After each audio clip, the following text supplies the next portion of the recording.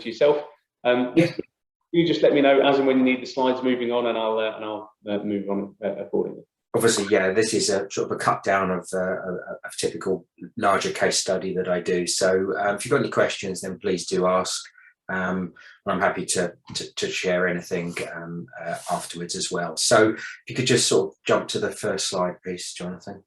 So about me, I was sat where you are. Well, not technically where you are. I was actually in a hotel room in Heathrow looking at this about 5 years ago. So I come from a franchising background. Originally, many years ago, corporate land, decided I didn't want that, and then jumped ship into the Subway franchise model, which kept me busy, very busy for about 13 or so years. And then towards sort of 2014-15, I realized just that as I started to get older, work-life balance was a challenge. I had young children. They obviously needed my time.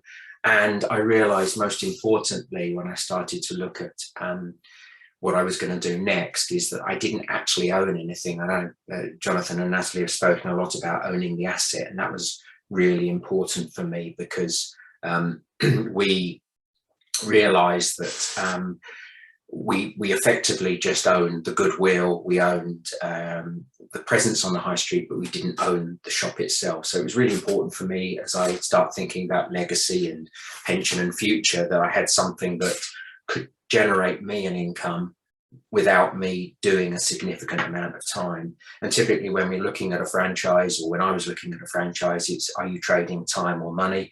You know, some of the low cost entry franchises are great, but they require a large amount of time, such as the Subway franchise, where I was working 7 days a week, 15 hours a day, compared to perhaps the higher cost of entry with the capital requirements, perhaps, that the asset class like property needs. That means that you're spending typically a lot less time. I'm probably doing a day and a half a week on my 4 houses. So I joined in 2016, right at the beginning of the year.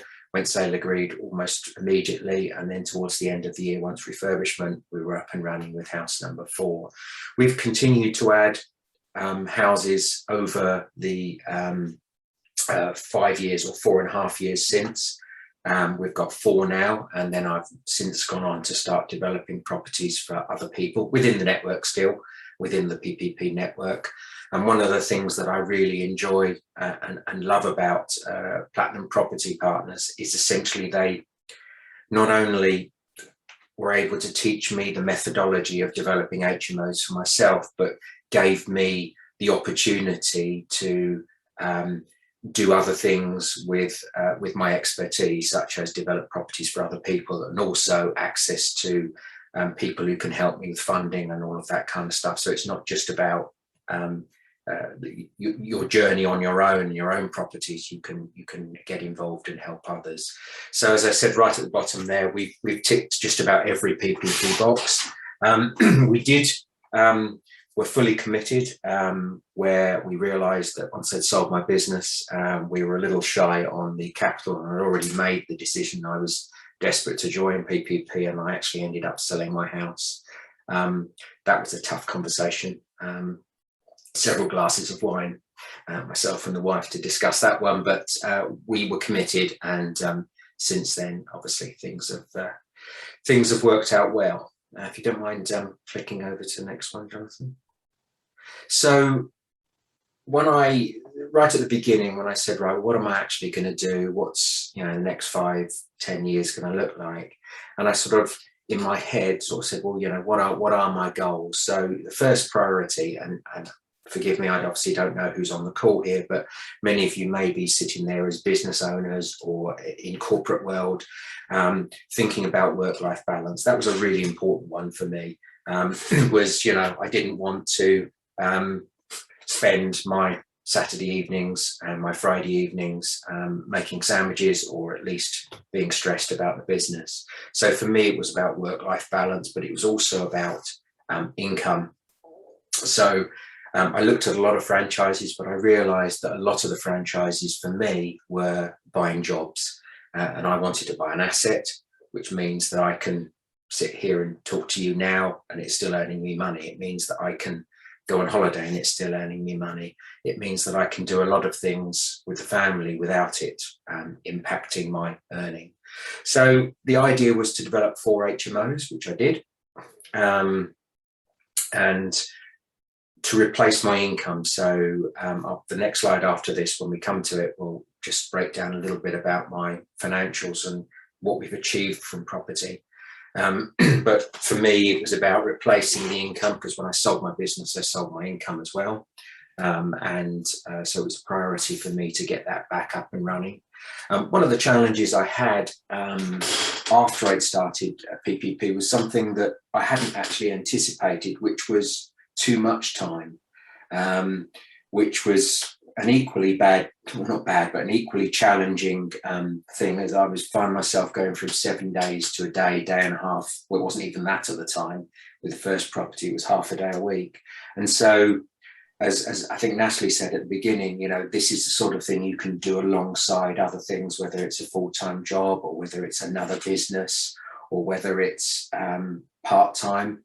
Of course, it's not all as rosy as, you know, it's 1 day a week. That call might come at, you know, 7 o'clock on a Friday evening when some problems happened. Of course, we're in the world of being landlords, but the reality is that they are thankfully infrequent when they do come in, those kind of problems. So I wanted to, where I am probably now is to at stage 4. I'm about 5 years in almost.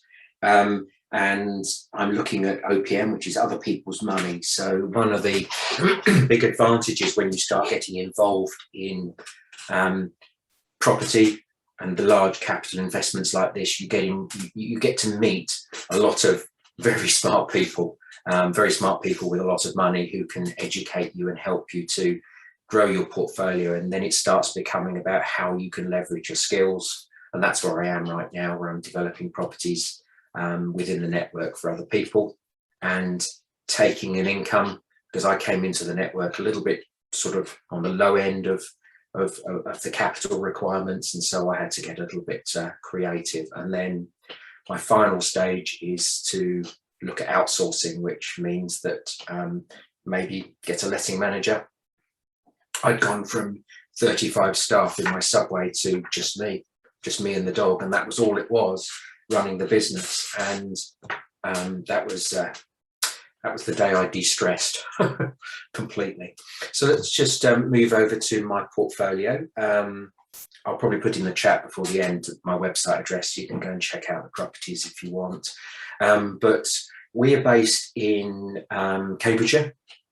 So this model, as I think Jonathan said at the beginning, obviously works throughout the country, but house prices and rental income obviously will change dependent on where you are in the country. There was just a message come in. I don't know if I can answer that.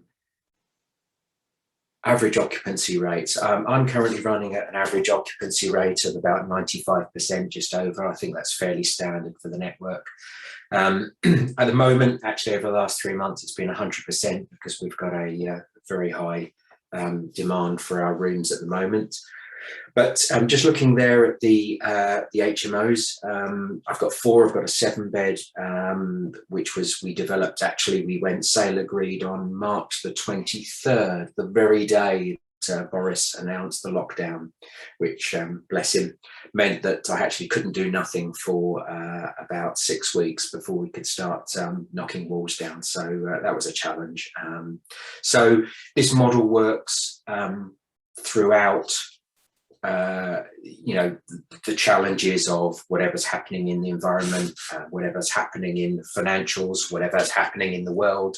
This model is resilient to those kind of things because I believe, that it's important to find something that's robust, that doesn't, we're not relying on selling the properties, flipping them, or any of that kind of short-termism. If this is about buying, for me, it's about buying an asset that generates me a cash flow that I can live off of, and I never intend to sell them. So there's the purchase prices. I often look at that number and think, wow, do I really own property worth 1.1 million? Well, in fact, the bank owns a large chunk of that, but it's nice to look at anyway. So refurbs, the typical cost of converting a property into a 6-bed, obviously very different from a buy-to-let. You're going into a much higher refurbishment project where your costs are significantly higher, and that's what Jonathan said earlier. This isn't the sort of asset class where you do by trial and error. There are specific ways in which you convert in order to save money, and you do it in such a way that minimizes the cost and maximizes the return. And that's the kind of skill that you get over time, that the mentors will help you to start further up the ladder than you would if you were doing it on your own. Typically what we'll do is, like HMO number 4, we'll buy at 350, we'll invest, sink a load of money in there to refurbish it, and then we'll revalue it at a price very similar to the cost of refurb plus purchase price. Typically, that's generally how it works. And then I'm currently sitting on about 75,000 income, so right bang in the middle of the 50 to 150 sort of. I think that we're looking at when I get my 5th one, that will be there. So that's me. I don't know if there's any other questions come through that I can answer. Right, there's just the investment one. If anyone's got any specific questions about me, my journey, or anything that you specifically want to ask, either if it's in private, then the guys can put you in touch with me. Otherwise, thank you very much for lending me your ears for 10 minutes. Brilliant. Thanks ever so much, Mark. That's really helpful. And hopefully you can understand and appreciate how open we try and be with these things. So these are real life actual figures and real life properties that Mark's been kind enough to share with us this morning. So just conscious of time, we've got about 5 minutes or so left and still a little bit of content to run through. So I mentioned earlier about how we analyse